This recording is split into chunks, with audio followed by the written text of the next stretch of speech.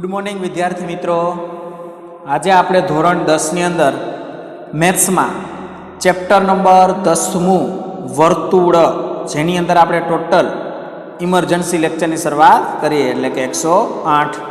चलो आजनो टॉपिक जोईए तो कि छेल्ला लेक्चर में आप स्वाध्याय 10.1 पूरुं करेलू है। आजना लेक्चर में आप एना पछीना स्वाध्याय ने लगता जे बेसिक फंडा है एना विषय क्लियर करिए। तो के लखेलू है स्पर्शकनी लंबाई। स्पर्शकनी लंबाई कोने कहेवाय? स्पर्शक तो बधाने खबर है, जे आपणे आगळना पॉइंट में शीखी गया छे, बराबर। तो के स्पर्शकनी लंबाई एटले शुं, ई शुं कहेवा मांगे छे? तो चालो आपणे व्याख्या स्वरूप में पहला लखीए के वर्तुळनी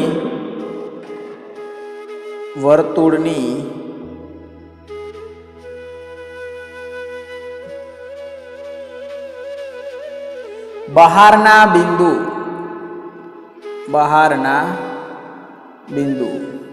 चलो सपोज आप आकृति वर्णन पण लखीए जेथी आकृति में आप क्लियर करशी।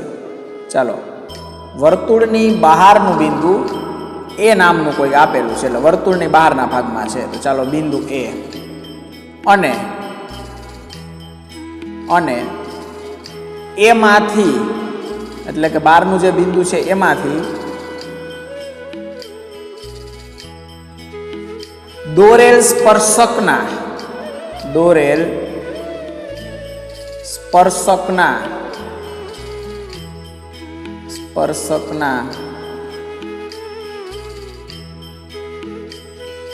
વર્તુળ સાથેના સ્પર્શ બિંદુને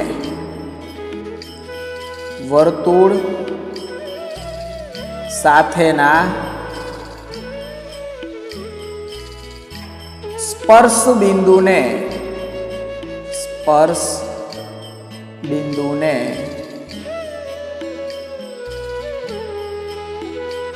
જોડતા રેખાખંડની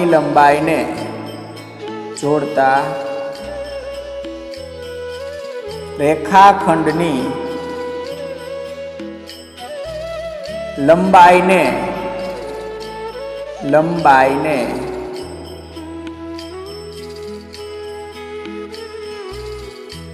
ए थी એટલે જે એ નામનું બિંદુ આપ્યું છે એન્યાથી વર્તુળ પરના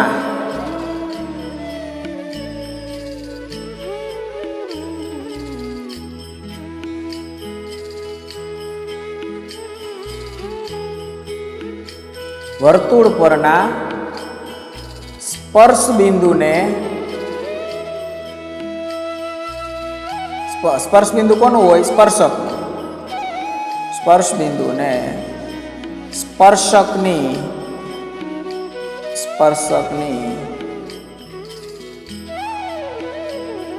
लंबाई कहे छे, लंबाई कहे छे।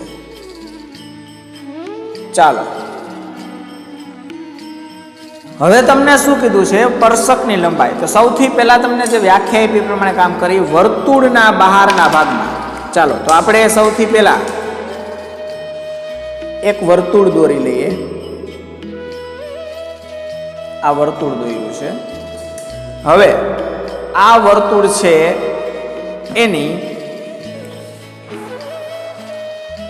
બહારના ભાગમાં એટલે કે आ वर्तुळनी बहारना भागमां कोई बिंदु शुं आप्युं छे? ए नामनुं बिंदु आप्युं छे। चलो आ वर्तुळनी बहारना भागनुं बिंदु ए छे।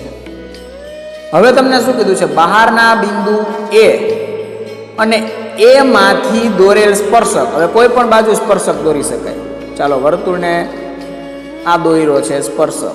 स्पर्शक एटले वर्तुळने मात्र एक ज बिंदुओमां स्पर्शतुं।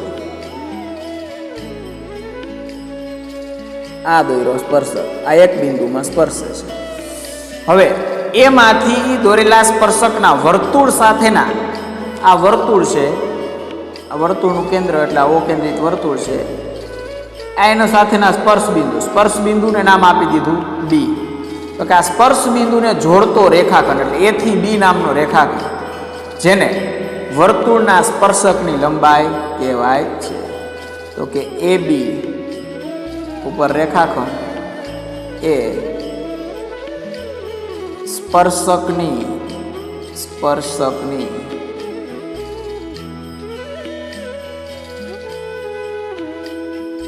લંબાઈ છે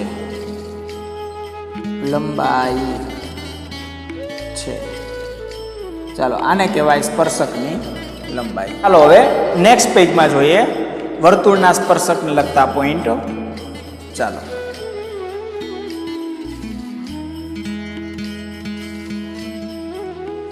હવે તમને આ એમસીક્યુમાં પણ મેં લખાવી દીધા છે, પાછા યાદ કરાવી દઉં છું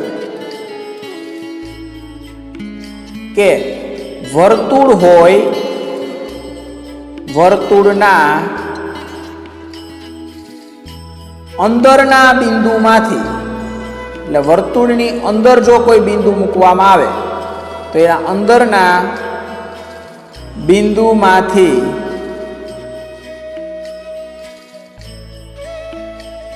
વર્તુળને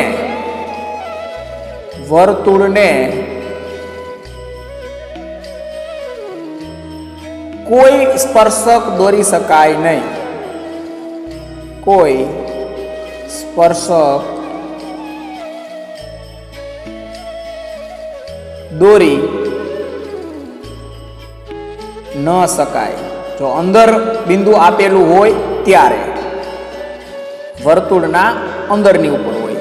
આ પોઈન્ટ આપણે આગળ ક્લિયર કર્યો તો આજે આપણે સ્પર્શકની લંબાઈ છે તો સાથે સાથે બધા પોઈન્ટ ક્લિયર પાછા કરી નાખીએ।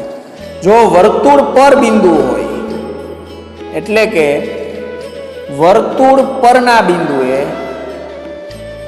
વર્તુળ પરના બિંદુએ એક અને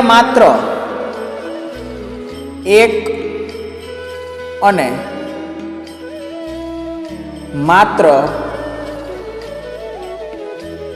એક જ સ્પર્શક દોરી શકાય, એક જ સ્પર્શક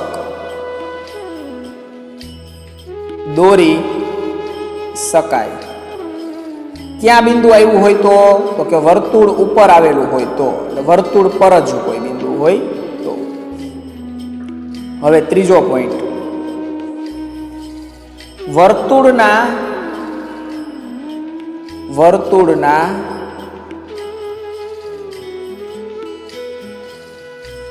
બહારના, એટલે કે વર્તુળ જે આપ્યું હોય એને બહારના ભાગમાં જો કોઈ બિંદુ આપ્યું હોય એટલે બહારના બિંદુમાંથી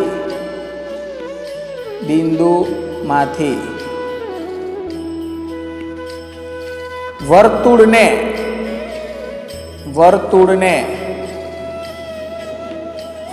બે સ્પર્શકો દોરી શકાય, બે સ્પર્શકો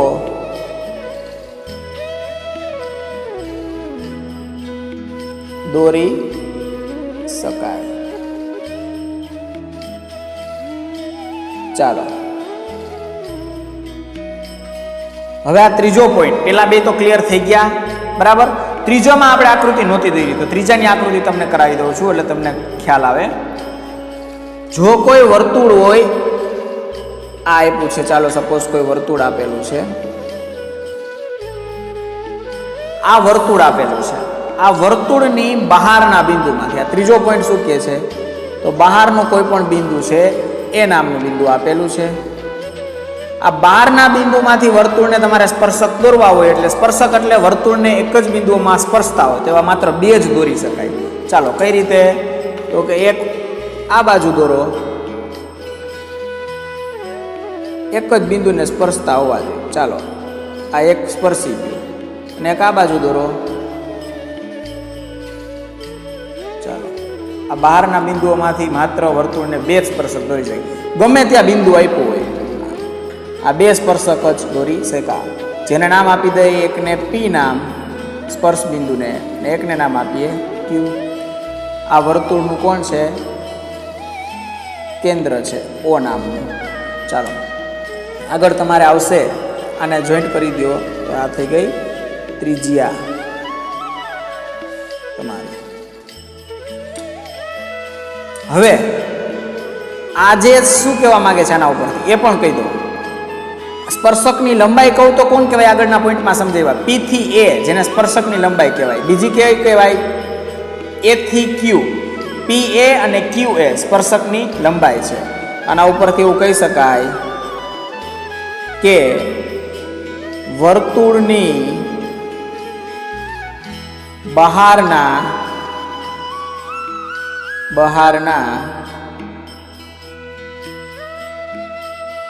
બિંદુમાંથી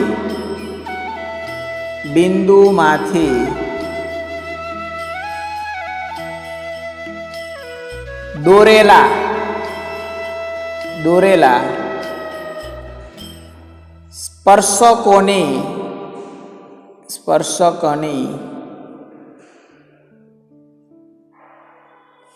લંબાઈ સમાન હોય છે. ચાલો ઉપરની આકૃતિમાં જુઓ તમે તો કોણ બે સ્પર્શક મળ્યા? તો કે એક એ પી અને બીજો સ્પર્શક એ ક્યુ. હવે બેની લંબાઈ કેવી હોય? સરખી. તો બેનું અંતર સરખું હોય તો એ પી ઇઝ ઇક્વલ ટુ એ ક્યુ. એટલે જેટલી લંબાઈ એપીની હોય એટલી જ લંબાઈ એ ક્યુની થાય.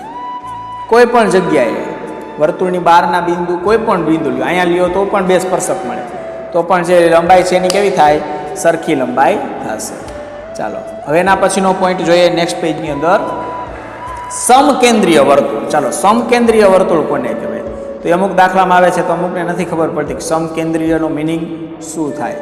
ચાલો એ ક્લિયર કરી લઈએ આ પોઈન્ટમાં.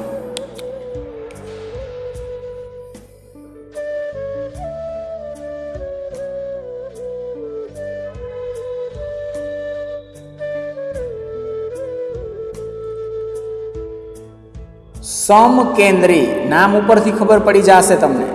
સમકેન્દ્રીય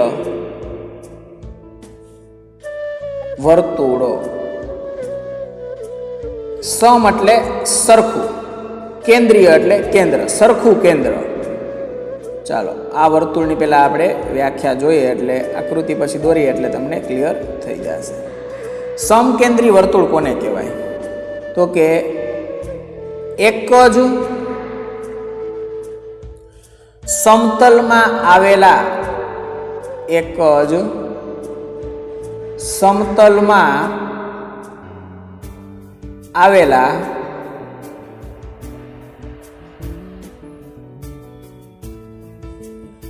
સમાન કેન્દ્ર એટલે એક જ સરખું કેન્દ્ર હોય. સમાન કેન્દ્ર, કેન્દ્ર એક સરખું હોય પરંતુ ત્રિજ્યા કેવી હોય? અલગ અલગ. પરંતુ ભિન્ન ત્રિજ્યા, ભિન્ન એટલે જુદું જુદું, અલગ અલગ. ભિન્ન ત્રિજ્યા ઓ ધરાવતા વર્તુળને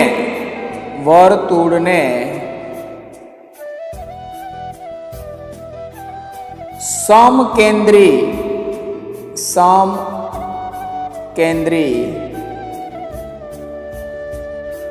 વર્તુળ કહે છે. ચાલો હવે એક સમતલ એટલે સપાટી જેની અંદર સમાન કેન્દ્ર, સમકેન્દ્રી એટલે કેન્દ્ર સરખું હોય અને ત્રિજ્યા કેવી હોય? જુદી જુદી. ચાલો તો હવે આપણે એક આકૃતિમાં દોરાવી દઈએ એટલે તમને ખબર પડી જાય જેને સમકેન્દ્રીય કહેવાય.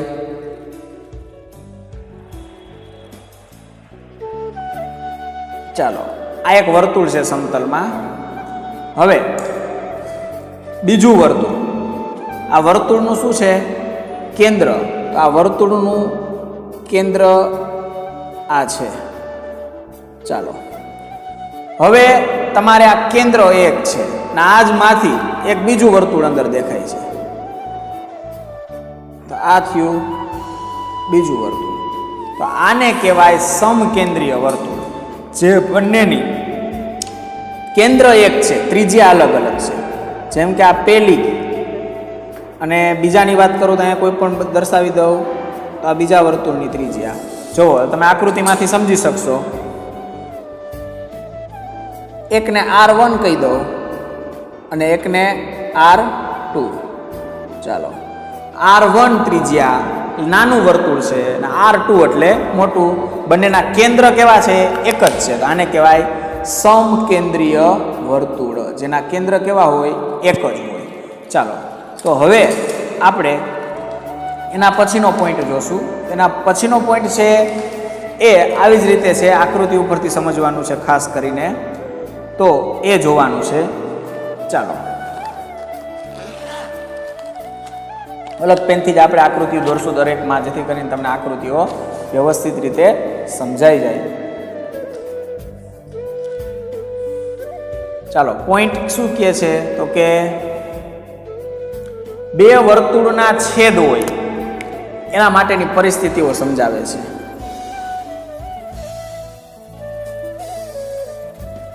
બે વર્તુળોના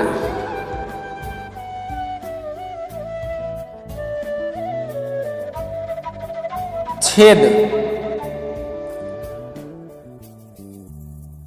માટેની પરિસ્થિતિ. કેટલી પરિસ્થિતિઓ તમે જોઈ શકો બે વર્તુળના છેદ માટે, એ તમને પોઈન્ટમાં સમજાવશે. ચાલો, તો કે સૌથી પહેલા આપણે જે બે વર્તુળ આપ્યા હશે અલગ અલગ પ્રકારનું, બરાબર, જે પાલન કરતા હશે એની વાત કરીશું. તો આ આપણું ટાઇટલ છે કે બે વર્તુળના છેદ માટેની અલગ અલગ પરિસ્થિતિઓ જોવાની છે. ચાલો, હવે જો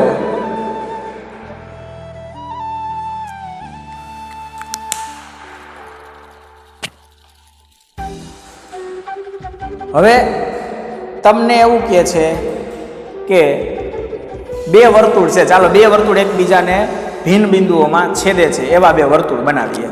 તો આપણે એવા બે વર્તુળ બનાવીશું જે બે વર્તુળ અલગ અલગ પરિસ્થિતિઓ છેદ માટેનું જોઈશું. ચાલો, તો આમાંથી જ આપણે દોરીએ, તો ખાલી સમજવાનું છે.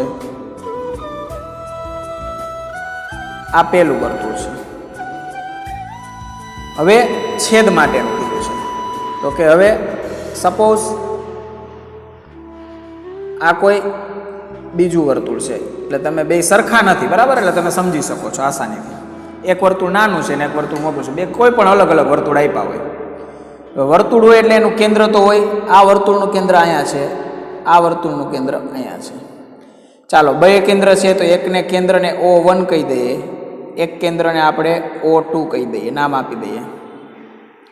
હવે આ બે કેન્દ્રના અંતર વિશે તમે શું જાણી શકો એની વાત કરવામાં આવશે દરેક પોઈન્ટમાં. તો કે ચાલો, આ પેલા બે વર્તુળો જ્યાં છેદે છે એને નામ આપી દઈએ. તો કે આ બે વર્તુળો જ્યાં છેદે છે, એક પોઈન્ટને A કહી દઈએ અને એક પોઈન્ટને આપણે B નામ આપી દઈએ. એટલે A અને B બિંદુઓ પાસે છેદે છે. હવે આપણે બે વચ્ચેનું અંતર જોતું હોય. અંતર હંમેશા ક્યાં મપાય? બેના કેન્દ્રનું માપી દો એટલે એનું અંતર માપી શકાય. ચાલો, તો કે આ બંનેના કેન્દ્રને જોઈન્ટ કરો એટલે એનું શું થઈ જાય? અંતર થઈ જાય. અંતરને સ્મોલ d વડે દર્શાવે. સ્મોલ d એટલે ડિસ્ટન્સ. હવે તો તમારે કોઈ પણ બિંદુ, આ તમારી શું થઈ? ત્રિજ્યા થઈ. આ A સાથે જોઈન્ટ કરો એટલે આ પહેલી ત્રિજ્યા આ વર્તુળની અને આ બીજી ત્રિજ્યા. હવે તમને શું દર્શાવે છે? તો કે ચાલો, O1 છે તો એની ત્રિજ્યાને R1 કહી દો, આની ત્રિજ્યાને R2 કહી દો. હવે આના ઉપરથી અંતર વિશે તમે બે વર્તુળ આવી રીતે ભેગા હોય તો તમે શું કહી શકો એની વાત કરે છે. તો આ આપણે પહેલા નંબરનો પોઈન્ટ એવા જોયા. ચાલો, આના ઉપરથી તમે શું લખી શકશો? તો કે આના ઉપરથી તમે એ લખી શકશો કે બે વર્તુળો બે ભિન્ન બિંદુઓ A અને B માં છેદે છે. ચાલો, A માં અને B માં. તો કે બે વર્તુળો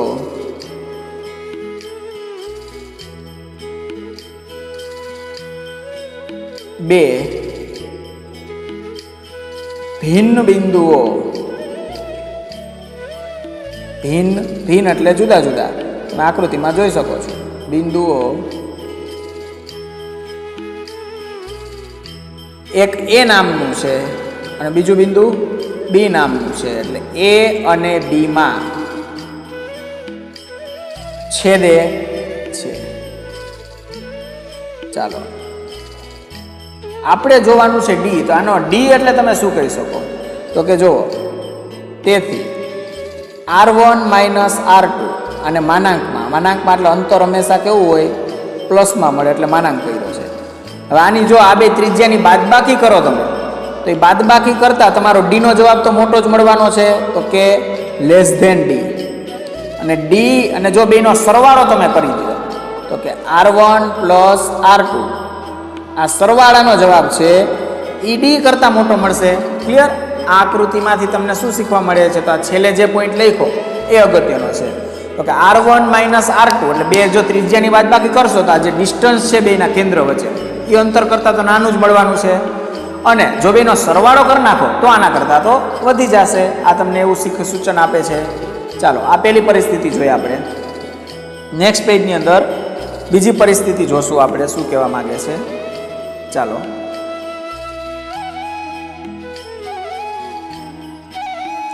બીજા નંબરની. તો એવું હોય તો પેલા પરિસ્થિતિ લખીએ શું કહે છે એટલે તમને ખ્યાલ આવે. બે વર્તુળો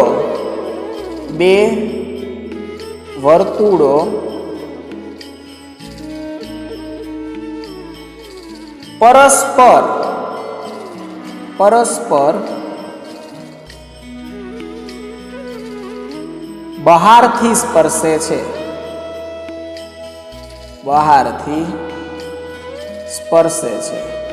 સ્પર્શે એટલે તમારે યાદ આવવું જોઈએ કે એક જ બિંદુમાં સ્પર્શતા હશે, એને જ કહેવાય સ્પર્શે.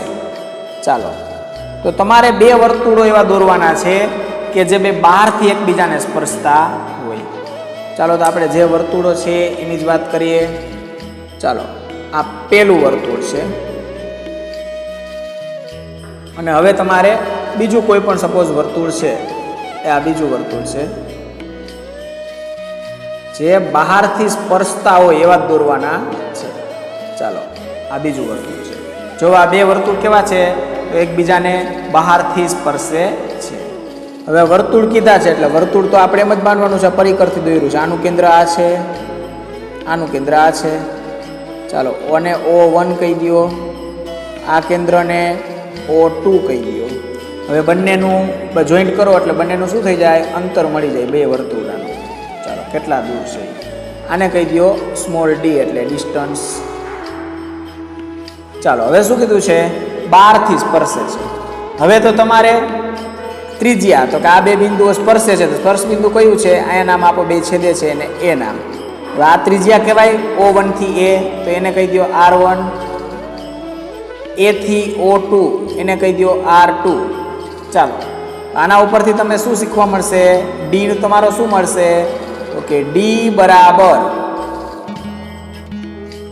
અંતર. હવે તો આમાં લાઈનમાં જ છે તો R1 વત્તા R2, આમાં બીજી કોઈ કન્ડિશન જ આવશે નહીં. જો બે વર્તુળ સ્પર્શતા હોય તો એનું અંતર તમે આ રીતે લખી શકો, D = R1 + R2. એટલે પહેલી અને બીજી ત્રિજ્યાનો સરવાળો કરો એટલે તમને D મળી જાય. ચાલો એ પોઈન્ટ કહેવા માંગે છે. ત્રીજો પોઈન્ટ જોઈએ તમને શું આપે છે. ચાલો ત્રીજી પરિસ્થિતિ, તો કે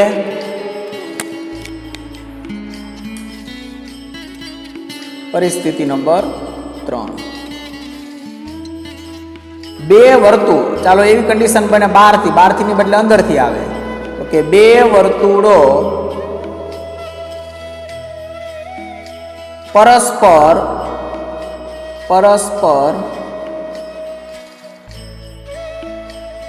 અંદરથી સ્પર્શે છે. અંદરથી સ્પર્શે છે.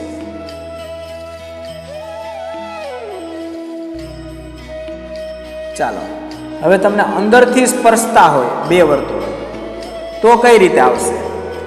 તો કે સપોઝ, ચાલો આમાં મોટી આકૃતિ થોડીક દોરાવું એટલે તમને અંદરથી વધારે ધ્યાન આવે. સપોઝ આ એક વર્તુળ છે. હવે કોઈ બીજું વર્તુળ છે એ આની અંદરથી સ્પર્શે છે. સ્પર્શે એટલે કોઈ એક બિંદુએ છેદે છે. ચાલો બીજું વર્તુળ છે એ આવી રીતનું હોય, બહારથી નહીં પણ અંદરથી સ્પર્શે છે. જો સ્પર્શ બિંદુ તો આવડવા જ છે તમારું. આ જે સ્પર્શે છે સ્પર્શ બિંદુ કહેવાય. એને નામ આપી દો એ નામનું બિંદુ. હવે આ વર્તુળનું કેન્દ્ર સપોઝ આ છે, જેને કહી દઈએ O1. આ વર્તુળનું કેન્દ્ર આ છે, જેને કહી દઈએ O2. ચાલો તો હવે તમે શું કહીશો? ત્રિજ્યા લેશો તો કે O1 થી A સુધીનું માપ, O1 થી A આ ત્રિજ્યા, અને O2 થી A આ બીજી ત્રિજ્યા નાના વર્તુળની. ચાલો તો કે ડિસ્ટન્સની અંદર વાત કરીએ તો આટલા અંતરને ડિસ્ટન્સ કહેવાય. અંદરથી સ્પર્શે તો આપણે તો બેના કેન્દ્ર માપવાના હોય, આનું D કહેવાય. હવે આ જે ઉપરથી છેલ્લે સુધીનું છે એ તમારું કોણ છે?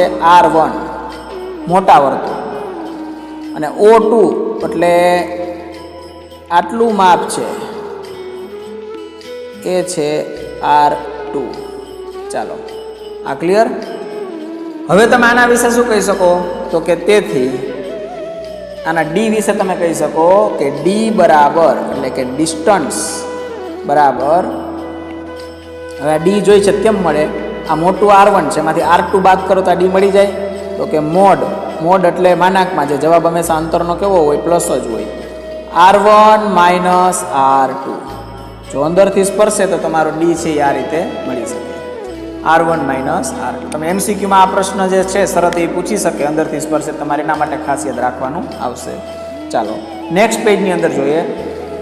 એવું બની શકે હવે કે આ તો ત્યાં બધા સ્પર્શે છે, અમુક વાર એવું બને કે બે વર્તુળ સ્પર્શતાય પણ નથી, તો શું કરવાનું? ચાલો એના વિશે વાત કરીએ. તો કે આપણે કેટલા પોઈન્ટ જોયા? 3 પોઈન્ટ જોયા. ચોથા નંબરનો પોઈન્ટ જોઈએ.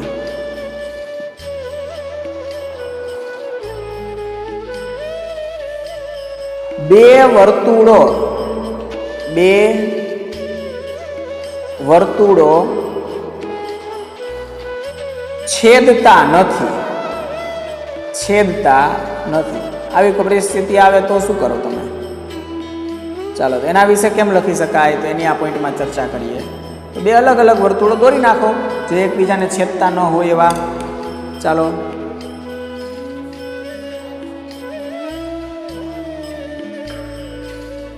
આ પેલું વર્તુળ છેદતા ન હોય એવું કીધું છે. આ બીજું વર્તુળ બે એકબીજાથી દૂર હોવા જોઈએ, છેદતા નથી. ચાલો આનું કેન્દ્ર સપોઝ O1, આ બીજાનું કેન્દ્ર અહીંયા છે જેને કીધું આપણે O2. હવે આ બે તો છેદતા નથી, તો આ બેનું અંતર મેળવવું હોય તો બેના કેન્દ્ર સુધીનું જોઈન્ટ કરો એટલે એનું અંતર કહી શકાય. આ એનું કેન્દ્ર. ચાલો આ એને કહેવાય D એટલે ડિસ્ટન્સ. હવે ત્રિજ્યા સપોઝ આપણે આમ કહી દઈએ કોઈ પણ જોઈન્ટ, આની ત્રિજ્યા કહેવાય, આની ત્રિજ્યા કહેવાય. વર્તુળ પરનો કોઈ પણ બિંદુ છે. આને મેં કહી દીધું R1 અને આને કહી દીધું R2. ચાલો હવે જો આ બે વર્તુળો છેદતા નથી તો આના વિશે તમે શું લખી શકાય? આ D નો જવાબ છે આ ડિફરન્સ, ડિસ્ટન્સ. આ D છે એટલે ડિસ્ટન્સ એટલે અંતર. એ આ બંનેના સરવાળો કરો ને તો વધારે જ હોય. R1 પ્લસ R2 એટલે કે શું કહી શકાય? D greater than R1 plus R2. એટલે R1 અને R2 બે ત્રિજ્યાનો, બે વર્તુળનો ત્રિજ્યાનો તમે સરવાળો કરો એના કરતાં વધારે મળે. આ શું દર્શાવે છે? કે જે દર્શાવે છે કે દરેક વર્તુળ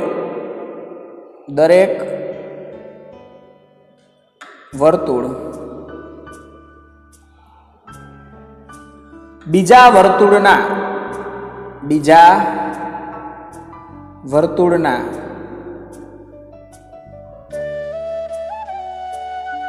બહારના ભાગમાં છે. હવે તમે જોઈ જ શકો છો આકૃતિમાં કે વર્તુળ છે, પેલું વર્તુળ છે તેને બહારની ભાગમાં જ બીજું વર્તુળ છે, એટલે બંને વચ્ચે કઈ સંબંધ જ છે નહીં, એકબીજાને છેદતા નથી, એટલે અલગ અલગ વર્તુળ પણ કહી શકાય. ચાલો આ થયું આપણી ચોથી પરિસ્થિતિ. હવે હું વાત કરું તેના પછીની જોઈએ આપણે શું કહે છે. ચાલો તો કે છેલ્લી પરિસ્થિતિ, આ તો બહારની બાજુ હતા. ચાલો અંદરની બાજુ આવી થાય તો શું કરવાનું? તો કે જેમ બહારની બાજુનું કામ કર્યું એવી રીતે સપોઝ અંદરમાં હોય તો કે પાંચમું છેલ્લી પરિસ્થિતિ જોઈએ છેદગણની માટે. બે વર્તુળો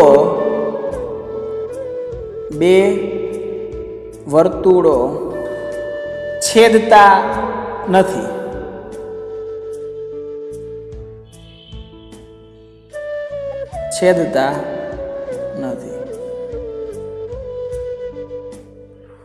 હવે કેવા છે આપણે લેશું, પેલા બહારની બાજુ લીધા, હવે આપણે અંદરની બાજુ લેશું બે વર્તુળો જે છેદતા ન હોય એવા. ચાલો, તો કે આ સપોઝ પેલું વર્તુળ છે. હવે આ એનું કેન્દ્ર આપ્યું છે. ચાલો બીજું કોઈ વર્તુળ દોર નાખો.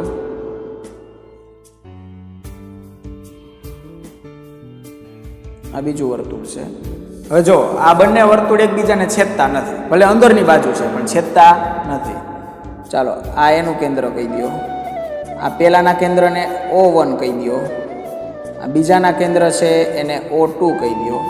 ચાલો ડી એટલે શું, તો કે બે કેન્દ્રને જોઈન્ટ કરી દો એટલે ડી મળી જાય. ડી એટલે ડિસ્ટન્સ, અંતર. ચાલો પહેલા આપણે ડી જોઈએ, તો આ છે ડી.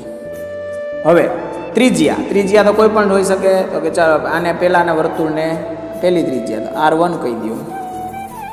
આ કેન્દ્રને જોઈન્ટ કરો, બીજી ત્રિજ્યા R2 કહી દો. ચાલો તો હવે તમે આના ઉપરથી શું કહી શકો, તો કે આના ઉપરથી, તો કે તેથી D less than R1 minus R2, એટલે કે માનાંકમાં, એટલે કે જવાબ જે આવશે એ હંમેશા કેવો આવશે, પ્લસ. હવે તમે બે ત્રિજ્યાની બાદબાકી કરો તો એ બાદબાકી કરતા ડી એટલે કે આ જે અંતર છે બે વર્તુળનું એ નાનું જ મળશે. જો બાદબાકી કરો ને તોય આને કહેવાય તફાવત. R1 માઇનસ R2 એટલે મોટી ત્રિજ્યામાંથી નાની ત્રિજ્યા બાદ કરો, જે જવાબ મળશે એ જવાબ ડી કરતાં મોટો હશે. એનો મિનિંગ શું થયો, એટલે કે અંતર છે બે વર્તુળનું કેન્દ્રથી એ ડી કરતાં, ઓલા જે ત્રિજ્યાઓના તફાવત કરતાં કેવું મળશે, નાનું મળશે. ચાલો આમાં શું કહે છે કે જે દર્શાવે છે કે દરેક વર્તુળ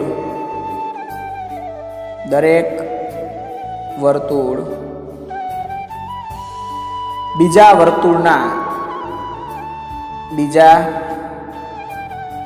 વર્તુળના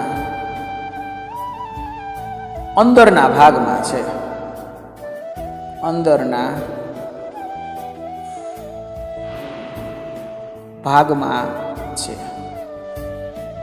આ તમારા વર્તુળના છેદ માટેની, કોઈ બે વર્તુળ છેદતા હોય એકબીજાને કઈ રીતે, બધાની પરિસ્થિતિ આપણે જોઈ.